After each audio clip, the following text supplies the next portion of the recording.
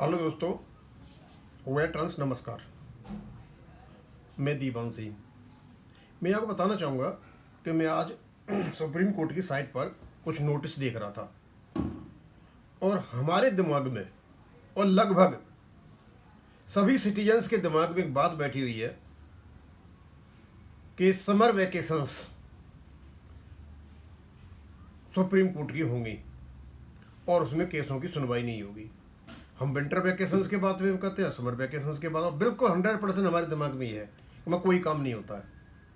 जजेज आते नहीं हैं, सब आते हैं, बस जजेज नहीं आते। दिमाग में जजेज नहीं आते, जजेज की छुट्टी होती है। लेकिन भाई साहब, यहाँ तो मामला ही दूसरा है।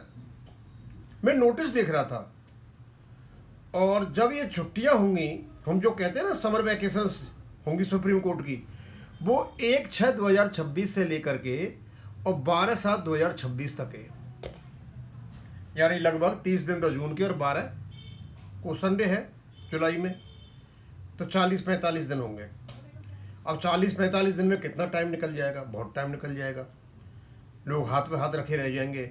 लेकिन असलियत यह है कि वास्तव में सुप्रीम कोर्ट बंद नहीं होता, सुप्रीम कोर्ट में सुनवाई होती है और ये कहलाती है पार्शियल कोर्ट वर्किंग डेज। ये क्या हुआ है? मतलब वर्किंग डेज भी है, छुट्टी भी है, लोगों के दिमाग में ये भरा हुआ है कुछ सुप्रीम कोर्ट की छुट्टी हो जाती है, तो ये रॉन्ग इंप्रेशन कैसे है? और 27 तारीख को निकाला नोटिस। आज हम इसी बात पर जानेंगे, क्योंकि इन्फॉर्मेशन, जानकारी होना बहुत ज़रूरी है।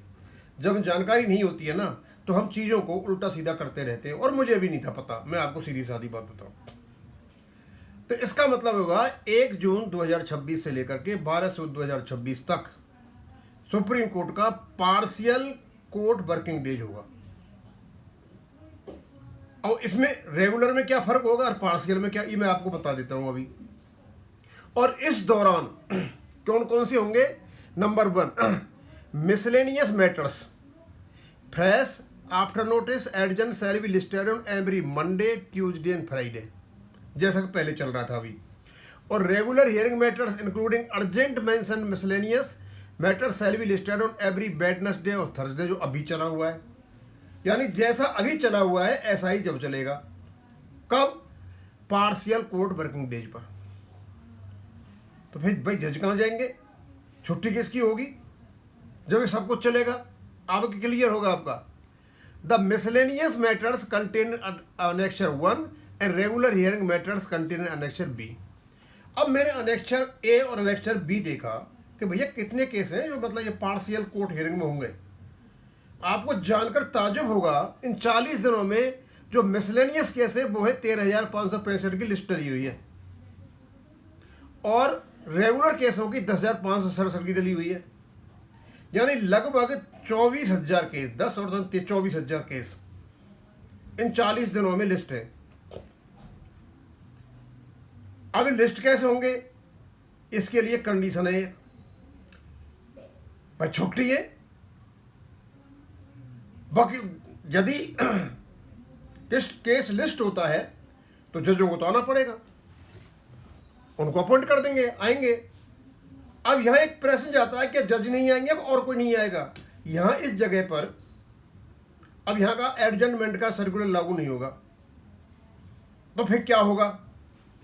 तो यहां एक छूट दे रखी है किसको? वकीलों को।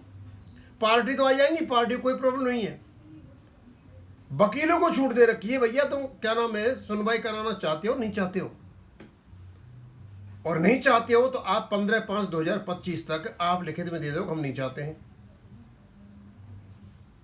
कंडीशन ये है कि 50% कम से कम ये क्या नाम एडवोकेट लिख करके दें, या पार्टी तो कोई लिख के देगी नहीं, ये एडवोकेट ही देंगे, क्योंकि ऐसा मौका कहाँ मिलेगा? फीस तो ऑलरेडी आ चुकी है, फीस तो आनी नहीं है, और ऐसा कुछ एडवोकेट को लेना भी नहीं। और एक एडवोकेट क्या मैं आ रहा हूँ, दूसरा नहीं है, तब क्या करोगे? एक पार्टी है दूसरी, क्या करोगे? कहने का मतलब ये 24,000 केस जो पड़े हुए हैं। अब यहां जजों की गलती नहीं है। इसका मतलब ये होगा कि जितने कैसे 100% 1-2 को छोड़ करके ये जो partial court hearing working days है सारे के सारे डाल देंगे, भैया अभी नहीं करना, अभी नहीं करना, और ये हो जाएगी छुट्टी। यानी जजों ने अपनी ओर से पल्ला झाड़ लिया, केस लगेगा तो हम आएंगे, केस जब लगेगा या पार्टी कहेंगी, वकील कहेंगे पार्टी तो आ जाएंगी, वकील नहीं आएंगे, वकील वहाँ से डाल दीजिए, कहाँ डाल देंगे वो। कहते हैं in respect of both miscellaneous matters and regular hearing matters contained in section A and B, respectively, the advocates of party in person who do not wish to get their name matter listed during the partial court hearing, जो नहीं चाहती है कि हमारा partial में list हो के सुनवाई हो, वो क्या करेंगी, are required to decline on the provision made through AOR के माध्यम से डिक्लाइन कर देंगी 25/5/2026 तक। However, only those matters will not be listed in which more than 50% advocates party person have declined, और उन केसों को नहीं लिस्ट किया जाएगा जिसमें 50% से ज़्यादा लोगों ने डिक्लाइन कर दिया है। 24 के 24,000 में 100% के 100% सब डिक्लाइन करेंगे। पता है यही ट्रेंड रहा होगा, इसलिए हो गई सुप्रीम कोर्ट की छुट्टी, और कोई कारण नहीं है। मान लीजिए इन पार्शियल कोर्ट में कोई हमारा केस होता, अभी तो हमारा क्लियर हो ही जाएगा, मई में 29 को ही हो जाएगा, समझे। तब भी यदि गर्मियों की छुट्टियों में जो हम जैसे कहते हैं उसमें होता तो नहीं हो पाता, क्योंकि वकील कोई आता ही नहीं। भाई छुट्टी मिल रही है, ज़रूरत क्या पड़ रही है आने करने की। और फिर दूसरा, एक पार्टी तो है नहीं, दोनों पार्टियों को लेकर आओ, दोनों वकीलों को लेकर आओ, दुनिया भर की आप बात, तो बेटर यही है ख़त्म ही करो, तो सारे के सारे दे देंगे। ऐसे होती है सुप्रीम कोर्ट की छुट्टी, मतलब जजेज फ्री नहीं है। यदि कोई पार्टी तैयार हो जाए भैया हमारी सुनवाई करो। अब अधिकतर वहाँ केस देखा है मैंने, किसके हैं अधिकतर केस, क्या है, गवर्नमेंट के हैं। अब गवर्नमेंट का वकील तो आ जाएगा क्यों, तो सरकारी वकील है, लेकिन दूसरा आएगा नहीं आएगा वो मेन चीज़ है। अब दूसरे वकील कह देगा साहब मैं तो नहीं आ रहा, अब किसी को लगेगा फेवर का सा तो आ जाएगा, तो इसका फेवर का लगेगा तो गवर्नमेंट वाला नहीं आएगा। ये जो खेल है ना, ये चला हुआ है। लेकिन मैं आपको बताना चाहता हूँ एक जानकारी के लिए कि सुप्रीम कोर्ट में पूर्ण छुट्टियाँ नहीं होती हैं।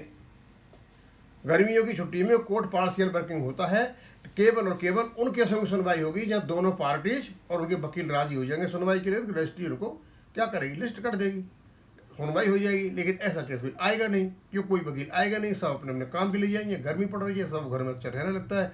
ये सिर्फ जानकारी के लिए है, किसी को कटाक्ष वगैरह नहीं है।